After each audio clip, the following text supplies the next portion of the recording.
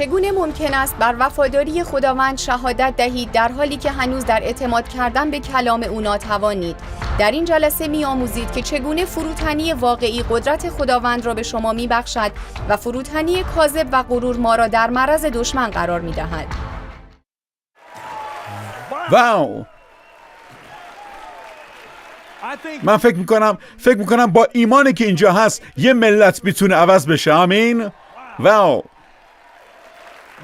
به برنامه آموزشی خستگی ناپذیر خوش آمدید. ما در جلسه هفتمیم. عنوان این جلسه اسلحه های فیضه. داریم فصل 9 و 10 کتاب رو بررسی میکنیم. پس بشینید تا وارد بحث بشیم. چقدر عالیه که با همچین جنگاورایی اینجاییم. میخوام یه بخشی از کتاب افسوسیان باب 6 آیه 12 رو براتون بخونم. پولس میگه زیرا ما را کشتی گرفتن با خون و جسم نیست، بلکه ما علیه قدرت‌ها، ریاست‌ها، خداوندگاران این دنیای تاریک و علیه فوج‌های ارواح شریر در جای‌های آسمانی میجنگیم. هر یک از فرزندان خدا در جنگن. اگه نه، پس ما از آن دنیاییم و با این فکر که به خداوند تعلق داریم فریفته شدیم. میتونید تصور کنید که در آلمان نازی در دوره هیتلر زندگی میکنید؟ اگر از نژاد آلمانی بودید میتونستید در آرامش زندگی کنید، در آسودگی. هر روز کاملا عادی بود. اما اگر از نژاد اسرائیلی بودید، نژاد یهودی، باید تحت مراقبت می بودید و کاملا متفاوت از یه آلمانی زندگی می کردید. با من هستید؟ یهودیای باهوش خودشونو مسلح کردن. اونایی که این کارو نکردن عاقبتشون به افسردگی، اردوگاه‌های کار اجباری و حتی مرگ کشیده شد. خب بذارید چیزی بگم. شیطان و همکاراش به مراتب بدتر از اون چه که هیتلر بود هستن. اگه شما از تبار شیطانید، پس مورد هدف نیستید. نباید حالت کسی را که در جنگ داشته باشید. عیسی به رهبران مذهبی دوران خودش گفت شما از این جهانید. بعد حتی صریح‌تر هم گفت شما از آن پدر خود شیطان هستید.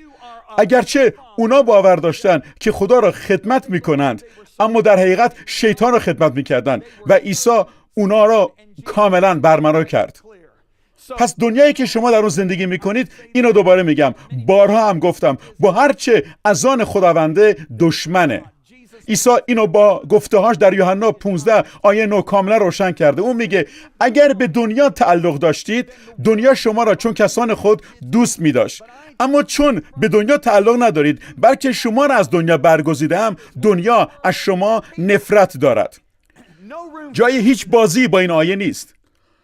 عیسی گفت اگه به من تعلق داشته باشید، دنیا از شما نفرت داره. جنبه مهم دیگه از این که به طور کامل مسلح باشیم، داشتن یه آگاهی عملی از اسلحه‌هایی که در اختیار داریم. اسلحه‌هایی که ما با اونها می‌جنگیم، طبق گفته پولس در 2 قرنتیان، اسلحه‌های دنیایی نیست، بلکه به نیروی الهی قادر به انهدام دژهاست. نیروی الهی، وقتی اونو میگیم ما نیروی الهی داریم، در مورد چی حرف میزنه؟ اون فیض خداست. خب اگه ما آموزه پتروس رو ببینیم، میفهمیم قدرتی را که خدا زندگی ما را بر اون بنا کرده در حقیقت نمودی از فیض اونه. میدونید پولس رسول به روش مشابه به تیموتائوس مینویسه و میگه پس تو ای فرزندم در فیضی که در مسیح عیسی نیرومند شو، همچون سرباز شایسته مسیح عیسی در تحمل رنجها سهیم باش. پس اون میگه ای تیموتائوس در فیض خدا نیرومند شو. پس اگه ما طبق آگاهی محدودمون از فیض زندگی کرده باشیم که در آمریکا اون فقط بخشش گناهانه و یه بلیت برای ورود به آسمان، پس این گفته ها هیچ معنایی برامون نداره. اما وقتی میفهمیم که فیض خدا قدرت اونه، درک میکنیم که پولس میگه در فیض خدا نیرومند شو. این اون چیزیه که پولس میگه. آمین. حالا میخوام بیشتر در نامه پتروس جلو بریم و میبینیم که پتروس چیزهایی میگه که کاملا شگفت انگیزه. میخوام یه عالمه آیه براتون بخونم. دلیلش اینه که میخوام توجهتون را به اونا جلب کنم. این آیات را تا درس آخر دنبال میکنیم.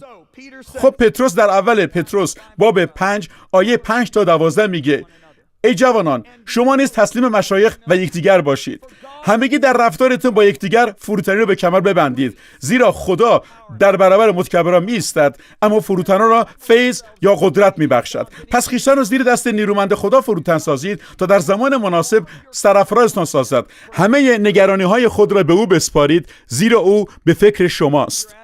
خویشتندار و مراقب باشید، زیرا دشمن شما ابلیس همچون شیری غران در گردش است و کسی را میجوید تا ببلعد. پس در ایمان راسخ باشید و درباره او بایستید، زیرا آگاهید که برادران شما در دنیا با همین زحمات روبرویند. پس از اندک زمانی زحمت، خدای همه فیضها، همه قدرتها که شما را به جلال ابدی خود در مسیح فراخوانده است، خود شما را احیا و استوار و نیرومند و پایدار خواهد ساخت. این چند خط را به اختصار به شما نوشتم تا تشویقتان کنم و شهادت دهم که همین است فیض حقیقی خدا، در آن استوار بمانید. خب این شگفت انگیز نیست؟ پتروس میگه همین از فیض حقیقی خدا، در آن استوار بمانید. الان من تقریبا باور دارم که روح القدس میدونسته که 2000 سال بعد کلیسا فیض را در حد بخشش گناهان و بلیت ورود به آسمان تنزل میده. این وجه فیض رو کمرنگ نمی کنم. خدا را شکر برای بخشش گناهانمون. خدا را شکر اون به خاطر فیض عیسی مسیح به ما اجازه ورود به آسمان رو برای همیشه بخشیده. اما این دلچسب‌تر نیست که پتروس میگه همین است فیض حقیقی خدا، در آن استوار بمانید. به عبارت دیگه اون قدرت خدا برای جنگیدن. آمین. کاری که میخوایم الان بکنیم اینه که کلام پتروس رو تیکه کنیم و این کار خیلی مهیجیه. فکر میکنی که تا اینجا خوب پیش رفته؟ حالا صبر کنید تا واردش بشیم. اجازه بدید آیات 5 و 6 رو دوباره بررسی کنیم. شما نیز تسلیم یکدیگر باشید، همگی فروتنی رو به کمر ببندید، زیرا خدا در برابر متکبران ایستاد اما فروتن را فیض میبخشد. پس زیر دست زورآور خدا فروتن نمایید تا در زمان مناسب شما را سرافراز سازد. توجه کنید، اون میگه تسلیم یکدیگر باشید. این به این شکل هم میتونست گفته بشه بیایید در مأموریت مشابه متحد شوید. تسلیم شدن قرار گرفتن تحت یک مأموریت مشابهه. همسرم به قدر کافی مهربان بود که اونا با من در میان بذاره و این تبدیل شد به یه مکاشفه بزرگ. این اونا از یک زن برجسته دیگه در خداوند یاد گرفته بود. چطور چنین چیزی با پراگندگی ویژگی شخصیتی، توانایی‌ها و خواسته‌های ما ممکنه؟ پاسخ اینه که کمر به فروتنی ببندید، زیرا خدا مخالف غروره. مسلما ما نمیخوایم خدا مخالف ما باشه، اما اون به ما فیض بخشیده تا فروتن باشیم. بسیار خوب. پس حالا باید بپرسیم کی مغروره و کی فروتنه؟ خب فروتن حقیقی ایماندارایی هستند که بیشتر از فکر، توجیهات و احساسات یا خواستهای خودشون به کلام خدا اعتماد دارن و از اون اطاعت میکنن. در نتیجه اونا کاملا به توانایی اون وابستن، نه خودشون. میخوام کتاب حبقوق باب 2 آیه 4 را بخونم. خدا میگه اینک جان مرد متکبر در او راست نمی باشد، اما مرد عادل به ایمان خود زیست خواهد نمود. پس می‌بینید که در کلام خدا غرور و ایمان در مقابل هم تصویر شدن. کتاب مقدس فروتنی و ایمان را در کنار هم تعلیم میده و غرور و بی‌ایمانی را در کنار هم. بذارید براتون روشنش کنم. اگه یادتون باشه وقتی اسرائیل از مصر بیرون اومد، خدا با موسی حرف زد و گفت من میخوام تو از هر قبیله‌ای یکی از رهبران رو انتخاب کنی و اونا را به سرزمین وعده بفرستی که من میخوام به تو بدم تا اونها در اونجا جاسوسی کنند. پس این 12 تا رهبر توسط موسی مأمور شدن و به مدت 40 روز به سرزمین کنعان رفتن. اونا برگشتن و 10 نفر از اون 12 رهبر که رهبرای خیلی فروتنی هم بودن، البته اینا شوخی میکنم، گفتن این سرزمین واقعا خوبیه، توش عسل و شیر جاریه، ببینید اینم بعضی از میوه‌هاشه، اما تو این سرزمین غول‌های زیادی هستن. شهرهای اونا دارای دژ و استحکاماته. این سرزمین ارتش خیلی نیرومندی داره. اونا اسلحه‌های مخرب خیلی وحشتناکی دارن. اونا تانک‌های N1 دارن. ما یه مش برده هستیم که تازه آزاد شدیم. ما در حد اونا نیستیم. ما باید مراقب همسرمون باشیم، مراقب بچه‌هامون. نمیتونیم به این سرزمین بریم و اونا بگیریم. خب حالا اون 2 تا جاسوس مغرور یهو پا میشن و مردی که اسمش کالیبه به نمایندگی میگه شما در مورد چی دارید حرف میزنید؟ اینها برای ما یه لقمه‌ن. ما باید همین الان بریم اونجا رو بگیریم. خدا اونا به ما داده. حالا جمعیت از حرفای این 2 نفر گیج شده بودن. اونا خیالشون راحت بود که بیشتر رهبرا عاقل و واقعا فروتن بودن و خودشیفته نبودن. اونا همچنین خیالشون راحت بود که فقط 2 نفر از اونها از خود راضی بودن و به زنها و بچه‌ها توجه نمی‌کردن. پس 3 میلیون جمعیت یهودی خیلی خوشحال بودن که رهبرای مسن‌تر خیلی بهتر و عاقل‌تر بودن. اما میدونید چی واقعا شگفت انگیزه؟ خدا مداخله کرد و گفت تا به کی این قوم مرا اهانت نمایند و تا به کی به من ایمان نیاورند؟ اون چه که به نظر فروتنی می اومد اصلا فروتنی نبود. اون چه که مسلم بود بی‌ایمانی اونها چیزی جز غرور نبود. چرا اینطور بود؟ چون اونا تمام محاسباتشون را بر اساس توان خودشون گذاشته بودن، اما کالیب و یوشع دیدن که خدا نسبت به دشمن چقدر عظیم‌تره و برآوردشون کاملا بر فیض خدا بود. این 2 نفر برکت گرفتن و رهبرای دیگه لعنت شدن. خب کدومی که از رهبرا واقعا فروتن بودن و کدومشون حقیقتا مغرور؟ برای داشتن ایمان یک فروتنی واقعی لازمه، چرا که شما متکی به فیض خداوندید تا خلاص بشید، نه به خودتون. توانایی خدا شما را نجات میده، نه توانایی خودتون. در مورد جاسوسا اگه اونا ایمان داشتن میذاشتن و میرفتن و اون سرزمین رو فتح میکردن. همه اونا باید بیش از هر چیز تسلیم کلام خدا میشدن تا استدلال‌های انسانی. اینطوری اونا تحت یه مأموریت یکسان تسلیم یکدیگه میشدن و اون چیزیه که پتروس میگه تسلیم یکدیگر باشید. اون در مورد احمق بودن و زیر سنت و بردگی قرار گرفتن حرف نمیزنه. اون میگه تسلیم کلام خدا بشید و با همدیگر به کلام اون باور داشته باشید. میتونی بگین آمین؟ زمانی در جنگ برای بیننده اینطور به نظر میرسید که انگار اسرائیل با قدرت خودش داره عمل میکنه. بذارید چیزی بهتون بگم. زمانهایی است که شما تحت فیض خدا عملی رو انجام میدید و اونطوری دیده میشه که انگار توانایی شما بوده. من مطمئنم که بعضیا وقتی میبینن تیلر میدوه حتما میبایستی یه سد دفاعی در برابرش بسازن. اینو میدونید که تیمای دیگه در لیگ شهری میبایست برای متوقف کردن اون یه سیستم دفاعی میساختن. مطمئنم اونا فکر میکردن ای بابا اون استعداد خدادادی داره، وقتی در واقع فیض خدا بر اون بوده که میدوید به سمت اونا و اون 17 امتیاز تا چند تا دفعه گذشته گرفت. با من هستید؟ زمانهایی هم هست که فیض خدا مثل این آشکارا بر شمشون دیده شده. با من هستید؟ آمین. لباس فروتنی پوشیدن یعنی پوشیدن زره اون به جای مال خودمون. پتروس میگه، دارم کلمات اونو تکرار میکنم، فروتنی را بر کمر ببندید. پس خیشتن را زیر دست نیرومند خدا فروتن سازید. دست خدا از توانایی اون صحبت میکنه. توانایی یا قدرت اون، این زره اونه. این به طور عملی چطور معنی میشه؟ یعنی ما تجربیات خودمون رو و دیگران را رد میکنیم تا کلام خدا را اجرا کنیم. در عوض به جای دلیل و منطق باور میکنیم. آمین. و در ادامه اجازه میدیم که کلام اون بر تجربیات ما سوار بشه. میدونید برای صدها سال تجربه بر فرزندان اسرائیل تحمیل شد. شما نمیتونید در برابر یک ارتش نیرومندی که قوی تره و دارای قدرت و اسلحه بیشتری نسبت به شماست دفاع کنید. این چیزیه که تجربه به مدت 400 سال به اونها دیکته کرد. مصر بر اونها غلبه کرد. اونا نمیتونستن هیچ کاری برای رها کردن خودشون از بردگی انجام بدن. این کار به خدا نیاز داشت. کتاب مقدس میگه اون با دست قادرش اونا را به شکل باشکوهی رهانید. موسی در خروج 13:9 اینو میگه، زیرا خداوند تو را به دست قوی از مصر بیرون آورد. اما کلام میگه کارهای او را به زودی از یاد بردند. من میگم زود به مدت 2 ماه بود. اونا به تجربیات طولانی بردگیشون چسبیدن به جای دست خداوند که اونها را رهایی داده بود. همین دست نیرومند که بر مصریان غلبه کرده بود میتونست ارتش کنعان را نیز شکست بده. اونا به طور قابل توجهی از مصری ها ضعیفتر بودن. چند وقت یه بار ما هم چنین کاری میکنیم. ما هم در اسارت بودیم، اسیر نیروهای تاریکی. ما برده و غلام گناه شده بودیم، محکوم به مرگ، جهنم و تباهی، تا اون لحظه که خدا اومد و ما را نجات داد. وقتی ما هنوز گناهکار بودیم مسیح برای ما مرد و ما را از قدرت‌های تاریکی رهایی داد. اون ما را به پادشاهی پسر محبوبش بازگردوند. این بزرگترین معجزه‌ایه که میتونست در تمام دنیا اتفاق بیفته.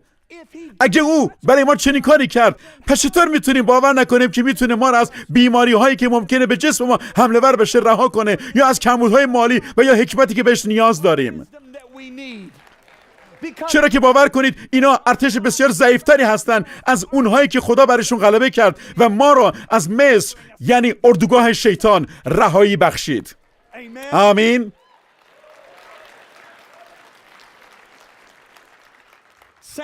گفتن این که فروتنی خیلی وقتا با ضعیف بودن، ترسو و بزدل بودن اشتباهی گرفته شده خیلی ناراحت کننده است. این فروتنی نیست. آمین. در حقیقت کتاب مقدس بارها مردمی را نشون میده که فروتن واقعی هستند، ولی با مغرور بودن اشتباه گرفته شدن. اگه به داوود نگاه کنید، اون موقع 16 سالشه و برادراش 3 برادر بزرگترش در جنگن و پدر داوود میگه من میخوام تو یه تدارکاتی ببینی و بری ببینی برادرات چیکار میکنند. داوود میاد و وسایلی مثل گوشت و پنیر رو به مسئول تدارکات میسپاره و میره بیرون ببینه برادراش چیکار میکنن، 3 برادر بزرگترش، و اونا رو تو یک موقعیت جدید و عجیب جنگی میبینه که پشت صخره ها قایم شدن و دارن میلرزن. داوود به برادر بزرگش و بعد به بقیه برادراش، بعد به اون غول فلسطینی یه نگاه میندازه و میره جلو. این فلسطینی نامقتول دیگه کیه؟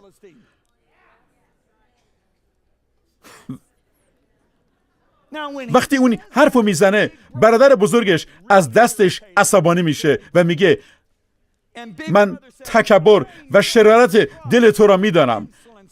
این در اول سموئیل باب 17 آیه 28 هستش. در یه ترجمه میگه تو یه خالیبند زرنگی تو. در ترجمه NIV میگه میدونم که تو چه خودپسند هستی. واضحه که الیاب داوود را به عنوان یه متکبر و مغرور میدید. اما صبر کنید، کی مغرور بود؟ یه باب قبلتر نبی خدا میره پیش یسا و میگه در بین پسران تو یه پادشاه هست. خب یسا طبعا الیابیا میاره، چون اون 2 متر قد و 120 کیلو وزن داره و یه 4% هم چاق شده، بازیکن خط حمله نوتردامه و کاپیتان و سخنگوی تیمه، پس حتما همون شخصه. اما خدا به سموئیل میگه او را رد کردم. تنها یه دلیل وجود داره که خدا رد میکنه و اون غروره. الیاب خیلی از چیزایی که داوود را بهش متهم میکنه خودش داشت. ببینید مشکل در اینجاست. محاسبات الیاب نسبت به اون غول بر اساس توانایی خودشه، اما محاسبات داوود بر اساس فیض خداست. داوود اون غول رو بر اساس خدا برآورد میکنه و میگه تو حریف من نیستی بچه. من به تو حمله میکنم، نه با توان خودم بلکه با فیض خدا، با توانایی اون. پس داوود برای اینکه مغرور باشه اشتباه کرده بود وقتی در واقع خدا میگه او مردی است در پی قلب من. الیاب اونی بود که خدا رد کرد، چون خیلی از چیزایی که داوود رو به خاطرش سرزنش میکرد خودش داشت و اون غرور بود. من بهتر از بعضی شما که دارین آمین میگین موعظه میکنم. بذارید اینا بیشتر باز کنم. ما در واقع نمیدونیم فروتنی چیه. اگه به کتاب اعداد باب 12 آیه 3 نگاه کنید، بذارید براتون بخونم. و موسی مردی بسیار فروتن بود، بیشتر از جمعی مردمانی که بر روی زمینند. چه گفته‌ای! خدای من، اگه این در مورد شما نوشته میشد کیف نمی‌کردید؟ فروتن‌ترین مرد بر روی زمین، فروتن‌ترین زن بر روی زمین. اگه کسی اینو در مورد شما میگفت خیلی خوشتون میومد، اما هرگز کسی جرئت نمیکنه اونو در مورد خودش بگه. خب بذارید یه سوالی بپرسم. کتاب اعداد رو کی نوشته؟ موسی. این واقعا یه آدم فروتن رو میطلبه که بنویسه شما فروتن‌ترین مرد روی زمین هستید. آمین. میتونید تصور کنید یه وایزی توی یه کنفرانس اون جلو وایسه و بگه ای مردم، من واقعا فرد فروتنیم، میخوام امروز در این مورد بهتون درس بدم. ما بیرون ساختمان بهش میخندیدیم، اما میدونید چیه؟ این دقیقاً چیزی که عیسی گفت. اون گفت بیایید نزد من ای تمام زحمتکشان و گرانباران و از من تعلیم یابید، زیرا من افتاده دل هستم. میدونید عیسی داشت چی میگفت؟ من فروتنم، بذارید در این باره تعلیم بدم. ما واقعا نمیدونیم که فروتنی چیه. آیا این واقعا غم انگیز نیست که دشمن اون رو خیلی مذهبی کرده؟ کلام میگه خودتون رو با اون بپوشونید. چطور شما میتونید خودتون رو در دنیا با چیزی بپوشونید که نمیدونید حتی وجود داره یا نه؟ من امروز این لباسا رو آگاهانه پوشیدم. من امروز خودم رو با اون چیزی که الان تنمه پوشوندم. بهتره شما هم اگه قصد دارید خودتون رو با فروتنی بپوشونید، بدونید این چیه. آمین. فروتنی شما رو خستگی ناپذیر نگه میداره. همگی بگید خستگی ناپذیر. کولوسیان 2:18 میگه و کسی انام شما رو نرباید از رغبت به فروتنی کاذب. مثالهای بالاتر آیه روشن میکنه که فروتنی کاذب که میتونه ظاهری از حکمت داشته باشه، چطور میتونه پاداش شما رو در مسیح بدزده. این چیزیه که بیشتر افراد در سرنوشتشون اون رو از دست میدن. این رو میدونید؟ با من هستید 3 میلیون نفر سرنوشتشون رو از دست دادن. یه رهبری یه بار به من گفت جان آیا ترجیح میدادی برای 3 میلیون نفر موعظه کنی یا 12 نفر رهبر؟ گفتم خب ترجیح میدم برای 3 میلیون نفر موعظه کنم. گفت جواب عاقلانه ندادی، چون 12 تا 10 تا رهبر باعث شدن 3 میلیون نفر سرنوشتشون رو به ارث نبرن. گفت بهتره برای 12 تا رهبر موعظه کنی تا 3 میلیون نفر. خیلی حکیمانه بود. ما خونده شدیم که رهبر باشیم، ما خونده شدیم که افراد تاثیرگذاری باشیم. پس چطور دارید رهبری میکنید؟ آیا با فروتنی مسلح شدید که از دستان نیرومند خدا بر شما قرار میگیره، یا فقط ظاهر فروتنی رو دارید و هنوز بر اساس قدرت خودتون عمل میکنید؟ پولس جلوتر مینویسه ایده ها، نقشه ها و قواعد خارج از کلام خدا هرچند به سبب در برداشتن عبادت داوطلبانه و خار کردن خویشتن و ریاضت بدنی ظاهری حکیمانه دارد، اما فاقد هر گونه ارزش برای مهار تمایلات نفسانی است.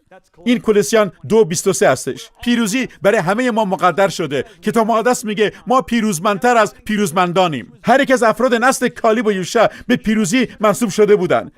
الیاب میبایست خیلی قبلتر از اومدن داوود پیروز میشد، اما فروتنی کاذب، قدرت اونا، آینده درخشانشون، میوهشون، قدرت حکمرانی در زندگی و سرانجام تمام پاداششون رو از اونها دزدید و به خوبی پاداش ابدیشون. به این خاطر پولس با جدیت به ما سفارش میکنه این شگفت انگیزه، برای یکدیگر همان فکر را داشته باشید و در چیزهای بلند فکر مکنید، بلکه با فروتنان مدارا نمایید و خود را دانا مشمارید. فکر فروتن خودش رو دانا فرض نمیکنه. من هرگز فراموش نمی‌کنم وقتی یکی از مجلات برجسته بین‌المللی با دفتر ما تماس گرفتن و گفتن ما داریم یه مقاله مفصل روی یه موضوع خاص کار می‌کنیم و می‌خوایم نظر جان رو در این مورد بدونیم. ما این کارو با چند نفر از رهبران مسیحی کردیم و نظر جان رو هم می‌خوایم. من به معاونم گفتم میدونی چیه؟ بذار فقط یه شب روش فکر کنم. می‌تونی این کارو بکنی؟ میدونید این موضوع منو کلافه کرده بود، مثل کشیدن ناخن روی تخت سیاه بود. یا تو میاد وی، این حسی بود که داشتم. رفتم خونه و شبش وقتی لیزا داشت آرایش صورتشو پاک میکرد یه چیزی کوتاهی از موضوع بهش گفتم. قبل از خواب گفتم ای بابا داره کلافم میکنه. صبح روز بعد بیدار شدم باز داشت اذیتم میکرد. خدایا شکرت، روح القدس خیلی ازت ممنون. اگه این برای خدا نباشه من آشفته میشم. اومدم پیش لیزا بهش گفتم فکر کنم فهمیدم. من کی باشم که بخوام نظر بدم؟ من یه سفیرم. کتاب مقدس میگه ما سفیرانیم. وقتی یه سفیر به یه ملتی فرستاده میشه، برای این نرفته که در مورد نظراتش حرف بزنه، برای این اونجا نیست که کلمات خودشو بگه، اونجاست تا کلام پادشاه رو به مردم برسونه. گفتم این کاملا غروره و برای من خودبینیه که نظرم رو بدم. این مجله پیش من به عنوان نماینده مسیح اومده. من سفیر مسیحم. من کیم که بخوام نظرم رو بدم؟ پس به معاونم گفتم اونو رد کن، من این کارو نمی کنم. میدونید این باعث شد یاد اون روزایی بیفتم که داشتیم مینیستریمون رو شروع میکردیم. فکر کنم 4 سال فقط توی جاده بودیم. در حال سفر با ماشین کوچک هوندا سیویکمون به بالا و پایین ساحل شرقی ریچارد بودیم. ادیسون توی صندلی ماشین بود، آستین توی یکی دیگه، چمدونا هم تلمبار بودن. کل همه نوارای کتابمون توی 2 تا جعبه بین صندل‌ها بودن. داریل میدونی تو با حالت عصبی میخندیدی و تو اینجا میدونی که ما در حال رانندگی میرفتیم و میومدیم و برای کلیساها موعظه میکردیم. ما به اون کلیسای خیلی کوچک میرفتیم و قلبمون رو موعظه میکردیم، من و لیزا. و میدونید ما خیلی اذیت شدیم، خیلی. و اینطوری بگم ما همواره وفادار بودیم و جور موعظه میکردم که انگار دارم برای 10,000 نفر موعظه میکنم. اونجا نشسته و میگم من میدونم که برای ملت‌ها خونده شدم. یه روز داشتم دعا میکردم توی فلوریدا، یه جای دوری بود و خدا با من حرف زد. واو، اون گفت پسر تو نسبت به من خیلی وفادار بودی. من تو رو به کلیسای خیلی کوچیکی فرستادم اما تو خیلی وفادار بودی و این کلیسا، بذارید اینو بهتون بگم، اونا تأثیری رو انتقال نمیدادن. میتونم اینو بگم کلیسای کوچکی هستن که توی اجتماعشون واقعا تاثیر میذارن و کلیسای بزرگ هم هستن که هیچ نفوذی بر جامعهشون ندارن. اونا فقط مکانی برای گردهمایی‌ان. درسته؟ پس من در واقع به این کلیسا میرفتم، کلیسایی که زنده هم نبودن، اما به هر حال من به این کلیسا میرفتم که تاثیر زیادی روی جامعهشون نداشتن. اما خدا به من گفت من تو رو امتحان کردم. تو در بیابان نسبت به من وفادار بودی، اما حالا میخوام تو را فوق از تصورت برکت بدم. میخوام تو را به کلیسای با نفوذ بفرستم. حالا شما میخواین موعظه در کلیسایی را شروع کنید که تأثیر خیلی زیادی روی جامعه و سرزمینشو دارن. من تو را از نظر مالی فراتر از اون چی که میتونستی هرگز تصور کنی برکت میدم. و اون ادامه داد و شروع کرد به گفتن اینکه چطور میخواد ما را برکت بده. و من اونجا نشسته بودم و گفتم وای. میدونید اینطوری وای، منظورم اینه که اون صحبت خدا با من بود و بعد از همه اون حرفای عالی اون بهم گفت خب، اون گفت اما این یه امتحانه. من گفتم اوه. اون گفت حالا تو میخوای هنوز برای هر کلمه‌ای که پشت منبر میگی به من اعتماد کنی یا میخوای نظرات خودتو بگی؟ آیا میخوای اعتمادتو به من در مورد مسائل مالی حفظ کنی و ببینی چطور سرمایه ها رو خرج کنی، یا میخوای فقط بگی اوه من اون رو به دست آوردم پس بذار خرجش کنم؟ آیا میخوای شروع کنی به تصمیم گرفتن بر اساس خواستهای خودت یا میخوای همچنان نگاهت به من باشه؟ اومدم خونه و اینا رو به همسرم گفتم، همه ماجرا رو بهش گفتم و اون با یه حالت جدی بهم نگاه کرد. میدونید یه چیزی که در مورد همسرم دوست دارم اینه که اون خدا ترسه. به این خاطره که همسرم میتونه به همه دنیا سفر کنه من حتی نگران نشم. چرا؟ چون با آرامش بهش اعتماد میکنم. چرا؟ چون اون از خدا میترسه. خب من اومدم خونه و اینا رو به لیزا گفتم. ما توی آشپزخونه نشسته بودیم. اینا رو هیچ وقت فراموش نمیکنم. لیزا بهم نگاه کرد و گفت جان، چرا وقتی تو قسمت اولش رو گفتی من دلم میخواست پاشم برقصم، اما الان بعد از شنیدن قسمت دوم میخوام بیفتم گریه کنم؟ گفتم لیزا این واکنش درستیه، تو از خدا میترسی. ببینید خدا ما رو برکت میده، اما بارها این چیزی که خدا به من گفت، اون گفت پسرم همه فرزندانم در دو زمینه امتحان میشن، در بیابان و در فراوانی. جایی که بیشتر اون افتادن بیابان نبوده. بیابان وقتی که شما برای هر چیزی به اون اعتماد میکنید. اون گفت جایی که بیشتر آدما میافتن در فراوانیه. غرور خیلی فریبنده است. این موثرترین اسلحه تاریکیه که مردم رو از پایان خوش دور نگه میداره. غرور کوری میاره. همین بگید کوری. اونا نمیتونن پیشرفت‌های دشمن رو ببینن. اونا از عقب ضربه میخورن. معمولا از این افراد که همه چیزشون رو از دست دادن شنیدم ما ندیدیم که اون داره میاد. یه دلیلی برای این وجود داره. اگه به زره خداوند نگاه کنید هر بخش از اون در جلو قرار داره. به سینه زره نگاه کنید، به سپر ایمان نگاه میکنید، به همه اون زره‌ها که در جلو قرار دارن. خب پس چی عقب ما را میپوشونه؟ اشعیا 58 میگه جلال خداوند نگهبان عقب تو خواهد بود. اما خدا میگه من جلالم را با کسی قسمت نمی کنم. وقتی ما وارد غرور میشیم ما حفاظت عقب را از دست میدیم و حالا راحته که ضربه بخوریم. میدونید چقدر ضربه زدن به یه دشمن از عقب وقتی اون نمیبینه آسونه؟ این چیزیه که اساساً اتفاق میفته و اون چیزیه که وقتی وارد غرور میشید با دشمن میکنید. هنوز اینجایید؟ میگم هنوز اینجایید؟ وقتی ما نظراتمون رو برتر از نظرات اون قرار میدیم وارد غرور میشیم. پشتیبانی عقب رو از دست میدیم و عقبمون بی‌دفاع میشه. وقتی فکر کنم چقدر در ارزیابی فروتنی و غرور اطلاعات اشتباه داشتیم به لرزه میافتم. خدا در کتاب هوشع باب 4 آیه 6 میگه قوم من از عدم معرفت هلاک شدن. چند نفر از نادانی جهانت هلاک شدن؟ اگه الیاب فروتنی داوود را به جای غرور و اون 10 جاسوس و همه اسرائیل فروتنی کالیب و یوشع را به جای غرور گرفتن، پس امروز در مورد ما چی میشه؟ این میتونه با رفتن به یه سفر دور مقایسه بشه. شما توی یه سفر جاده‌ای هستید. اومدید به جایی که توی بیابونه و در اینجا مارهای سمی هستن. مارهای سمی خیلی خطرناک و حیوانای وحشی که میتونن به آدما آسیب برسونن و اونا رو بکشن و شما تصمیم بگیرید برای پیکنیک برید بیرون، ولی به جایی که نهار بخورید یه لقمه چرب میشید. شما از اون چی که در اونجا بود بیخبر بودید.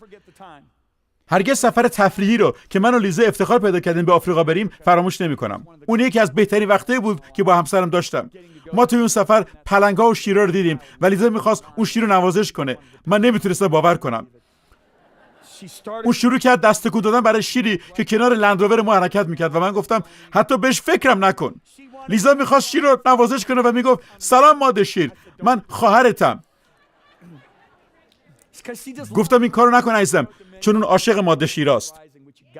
لیزا یک کتاب شگفت‌انگیز نوشته به اسم برخاستن ماده شیر که میتونید بخونید. اون یه پیغام عالیه، اما به هر حال به خاطر میارم من و لیزا میدونید اون یه جای 5 ستاره بود. شبانه در آفریقا ما رو مهمون کرده بود و اون یکی از تجربیات عالی من در حیات وحشه. به یاد میارم که یه خونه ویلایی داشتیم. هر کسی خونه ویلایی خودشو داشت. خونه ما در حدود 1400 متر مربع بود. یادمه تو قسمت غذاخوری اونا یه آتش بزرگ به شیوه آفریقایی درست میکردن و غذاهای باور نکردنی سرو میکردن. یادمه شب اول بعد از یه غذای عالی از گوشت تازه آهوی آفریقایی همتون رو گرسنه کردم. اونا داشتن ما رو از جایی که غذا خورده بودیم و دور بود برمیگردونن. اون جنگلبان که با چراغ قوه‌اش داشت ما رو پیاده برمیگردون بهمون گفت در طول شب اصلاً ویلاتون رو ترک نکنید. اونجا را بدون نظارت ما ترک نکنید، چون هیچ حصاری وجود نداره و این حیوانای واقعا قاتل شکارچیای شبونه. شما که نمیخواین برای یه اسنک نیمه شبی بیاین بیرون، چون در این صورت خودتون یه لقمه میشید. یادم فکر کردم من اونجا را ترک نمیکنم عزیزم تا صبح بشه و یکی در اتاق رو بزنه. میبینید که من از اون چی که میخواست اتفاق بیفته آگاه بودم. میفهمی چی دارم میگم؟ افرادی که نمیدونن غرور چیه یا افرادی که فاقد آگاهیان میتونن با کسایی مقایسه بشن که به اون زمین بازی حیوانات وحشی میرن. اون از روی سادگی برای یه اسنک بیرون میرن و خورده میشن. این خیلی مهمه که ما خودمون رو با فروتنی بپوشونیم و تنها راهی که میتونیم این کارو بکنیم اینه که بدونیم فروتنی واقعی چیه. امیدوارم که شما را تو این جلسه با فروتنی حقیقی مسلح کرده باشم. جلسه بعدی میبینمتون. روح القدس می‌داند که چه مقدار بار را می‌توانید حمل کنید. در فصل 8 خلاصی از بار می‌بینید که چگونه باید به فشارهای زندگی پاسخ داد و چرا باید تعالیم خداوند را برای بنای ایمان با آغوش باز پذیرا شوید.